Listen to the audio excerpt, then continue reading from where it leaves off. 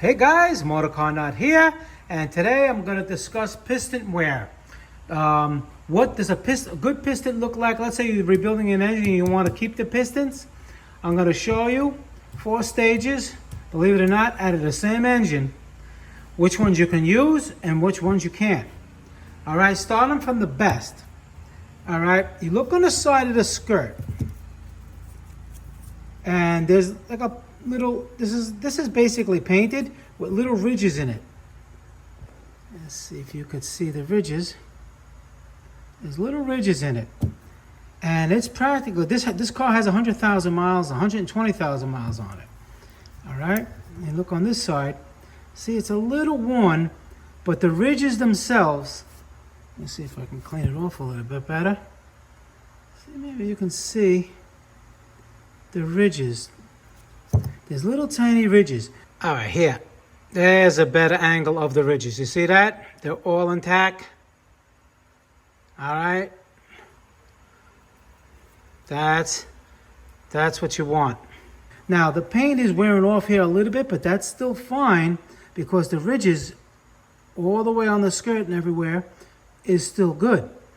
They're still all there.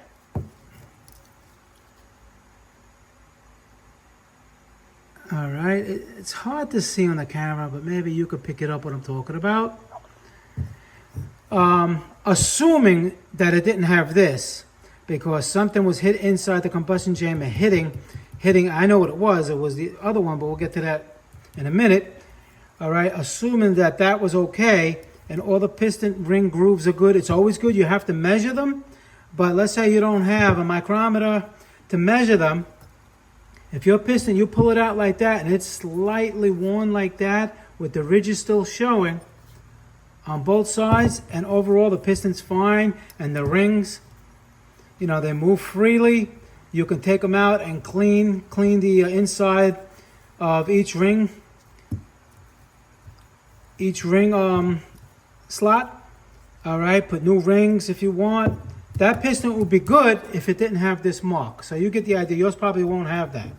Next up is one basically almost the same, but it's got like something funky going here.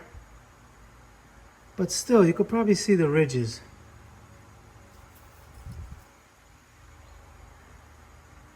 And this one is still okay too.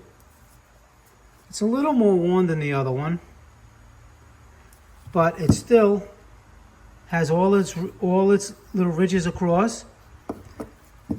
And this one, if it didn't have, again, something in the combustion chamber smashed it, overall you can clean this up and use it again. Now we're getting into another one where here we got major problems. Now you can see on this one, let me try to clean it a little. You can see the ridges over here, but none over there. Nice and clean. There's no ridges. That means they're gone. They're worn. All right, you see that?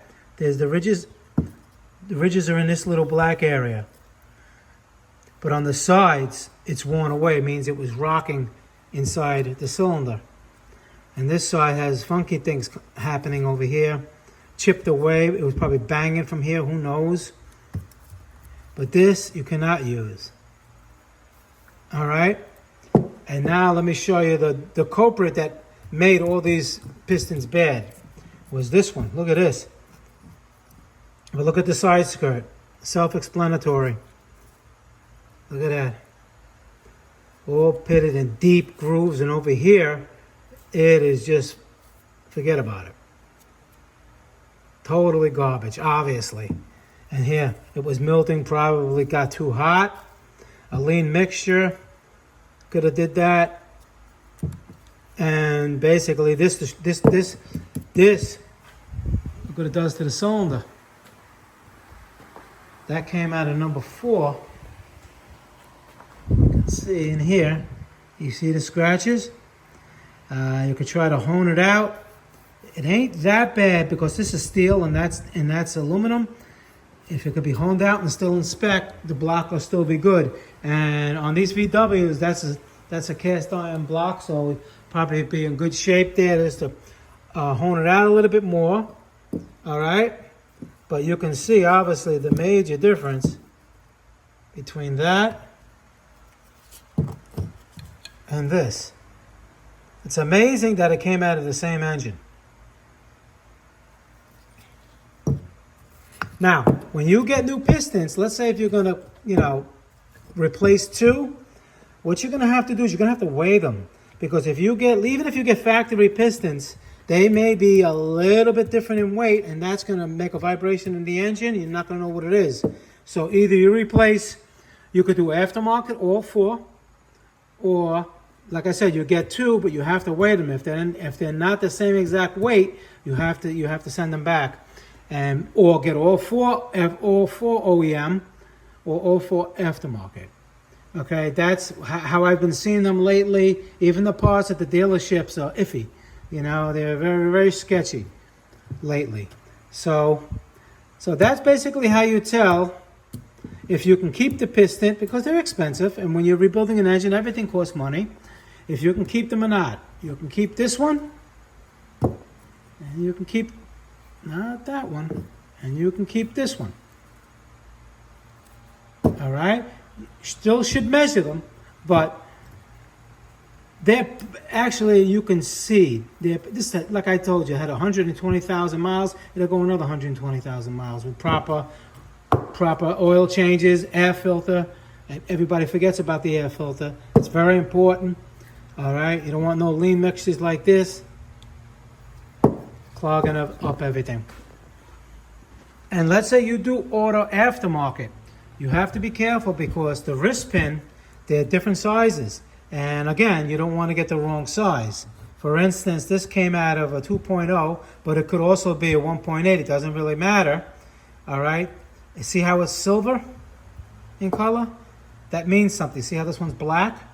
This is not because of heat. They make them this color because it's a different size. This is a 23 millimeter. This is a 21 millimeter. This car had 23 millimeters. You cannot put that wrist pin in there like that. That's not going to happen. It has to be nice and tight, like this. Almost no play. See that?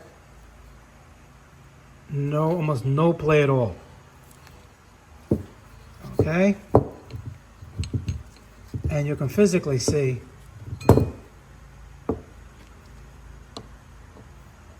that they're bigger. Look at that. See? No, 2 millimeter bigger. And again, if you're getting connecting rods, one is bent or one you spun a bearing in it, then again you have to weigh the new one. Because if you don't, I had that problem a long time ago. It was brand new from the factory. For some reason it was off, and it was creating a little bit of like an imbalance in the engine. Actually, I replaced two of them, and that's what it did. So I'm just trying to help everybody avoid, things that I learned from my mistakes. All right, guys, Motorcarnut, please subscribe, hit that like button. Any questions pertaining to the video, leave them below. I answer all my questions. I'll see you guys in the next video. Thank you very much for watching.